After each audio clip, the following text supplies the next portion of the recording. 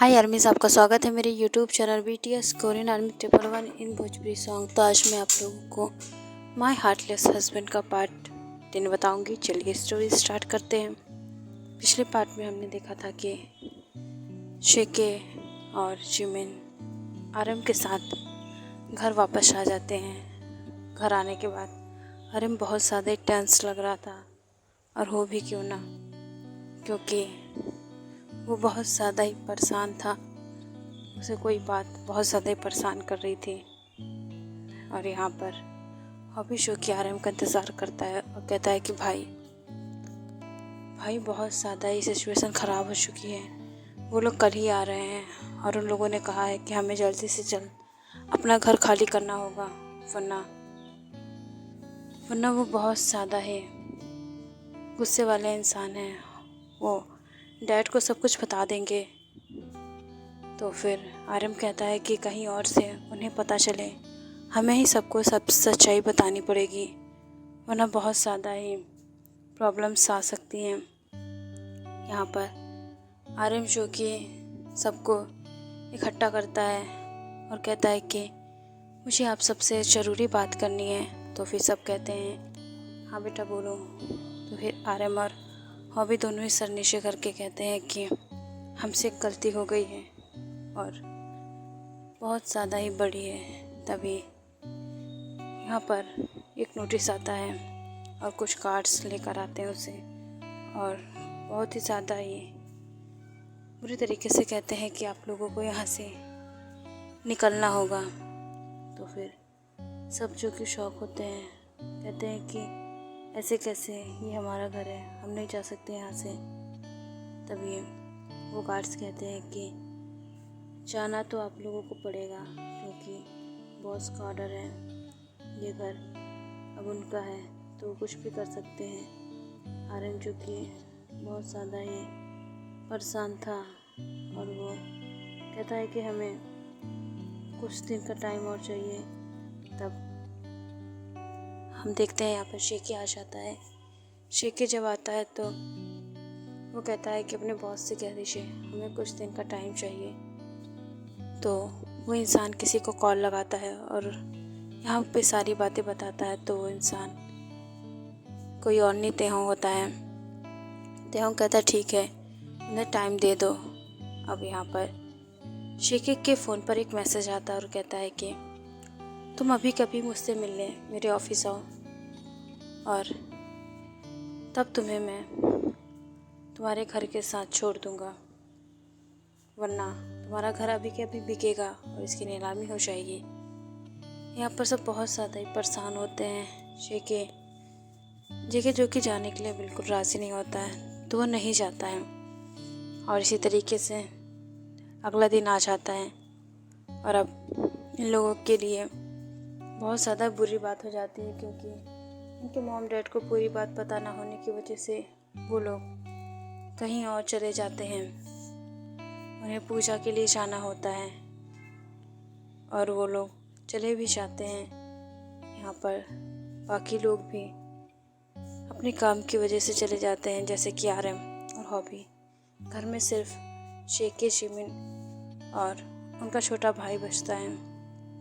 ये लोग आराम से अपनी ज़िंदगी काट रहे होते हैं, लेकिन तभी इन्हें कुछ साउंड आता है। जो कि मैसेज कर चुका था कि वो तुम्हारे घर को मैं बेचने वाला हूँ। कुछ लोग अब वहाँ पर तुम्हारे घर के बाहर आएंगे, तुम्हारे घर की नीलामी शुरू होने वाली है, बचा सको तो अपने घर को बचा लो, अगर तुम नहीं आई तो तुम्हारा घर तो समझो गया। और इसी तरीके से उसके घर की नीलामी के लिए लोग आ भी जाते हैं, और वो शौक हो जाती है, क्योंकि बहुत ज़्यादा ही परेशान जेके अपने आप से कहती है कि अब मैं क्या करूं, मॉम डैड भी नहीं है, कैसे बताऊं। एक तो शेकी के डैड की तबीयत बहुत ज़्यादा ख़राब हो जाती है, तो फिर बहुत ज़्यादा ही वो लोग इसमें भी परेशान होते हैं, और वो उनको वहाँ से लेकर सब लोग हॉस्पिटल भी लेके गए थे। जब उन्हें एडमिट किया जाता है तो बाकी लोग मंदिर चले जाते हैं, क्योंकि उनकी तबीयत के बारे में अभी जिमिन के मॉम डैड को नहीं पता था, इस वजह से वो मंदिर चले जाते हैं और आर्यन और हॉबी उन्हें लेके अस्पताल। जब उन्हें पता चलता है कि उनके डैड की तबीयत ख़राब है तो फिर वो लोग कैसे रुक सकते हैं इस वजह से। और तो और बहुत ज़्यादा ही सिचुएशन बिगड़ चुकी थी। यहाँ पर तेक जेकी को धमकी भरे मैसेज कर रहा था कि अगर वो नहीं आई तो उसके डैड, उसके घर सब चला जाएगा।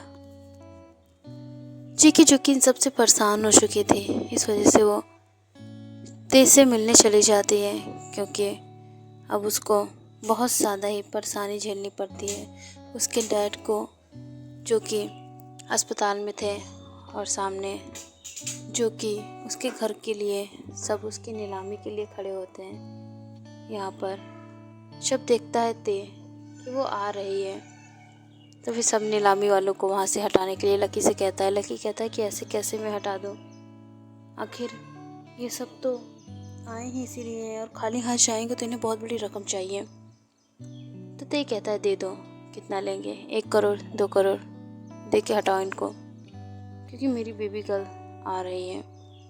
और उसे बहुत ज़्यादा ही प्यार से ते देख रहा था। यहाँ पर लकी भी ये नोटिस करता है, लेकिन वो कुछ नहीं कहता है, यहाँ पर सबको हटा देता है। जेके जब देखती है कि वहाँ पर सब हट गए हैं तो एक बहुत ही महंगी कार देखती है और उसके पास जाके कहती है थैंक यू, मैं आपसे मिलने आ गई हूँ और आपने जो किया है मैं उसका एहसान मानूंगी। और ते जो कि उसके पास आके कहता है कि एहसान मानने की ज़रूरत नहीं है, चलो मुझे तुमसे कुछ काम है। उसे गाड़ी में खींच लेता है और उसे किस करता है। जेके कोई रिस्पॉन्स नहीं देता है, क्योंकि उसे पता है कि ये इंसान कितना ज़्यादा गिरा हुआ है। उसे पाने के लिए उसने बहुत ही ज़्यादा गिरी हुई हरकत की है, इस वजह से वो उससे नफ़रत करती है। यहाँ पर बहुत ज़्यादा ही सिचुएशन बिगड़ गई थी। ते जो कि उसके किस से ही मेल्ट हो चुका था और वो आगे बढ़ना चाहता था। जेके उसे दूर ढकेल कर रोते हुए कहता है कि ये अब क्या करते रहते हैं हमेशा, मुझे नहीं बढ़ना है आगे आपके साथ और आप प्लीज़ इस तरीके की हरकतें मत किया करिए। जेके की बातों से ते स्माइल करता और कहता है चलो मुझे तुमसे कुछ ज़रूरी काम है, तब तुम्हारे डैड का ऑपरेशन होगा। अगर तुमने उस काम को एग्री किया तो उसे जल्दी से लेकर अपने ऑफिस चला आता है और कुछ पेपर उसे देते हुए कहता है कि जल्दी से इन पे साइन कर दो। जेके जो कि उस पेपर को पढ़ता है और कहता है कि ये पेपर तो पर्सनल असिस्टेंट्स के हैं, तो मुझे क्यों दे रहे हैं आप। तो फिर ते कहता है कि तुम बस मेरे सामने रहो, मैं तुम्हें बस रोज़ देखना चाहता हूँ और तुम्हारे डैड के लिए मैं 1 करोड़ पे कर दूँगा और वो बच जाएंगे और तुम बस मेरे पास रोज़ इसी तरीके से काम करने आओ बस। और वो फिर से आगे बढ़कर उसे वॉल में पुश करके फिर से उसे किस करने लगता है। जेके तो इन सब चीज़ों से परेशान हो चुका था, लेकिन वो कुछ नहीं कहता है। आखिर कहे भी तो क्या, वो बहुत ज़्यादा ही फंस चुका था।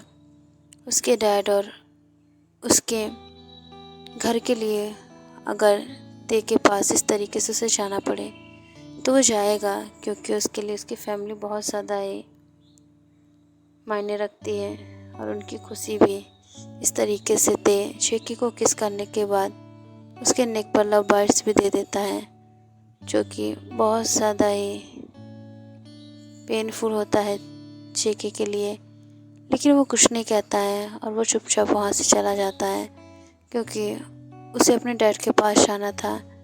ते जो कि कुछ देर पहले ही हॉस्पिटल में गया था और यहाँ पर वो जेके के डैड के इलाज के लिए बहुत सारे पैसे पेमेंट करता है।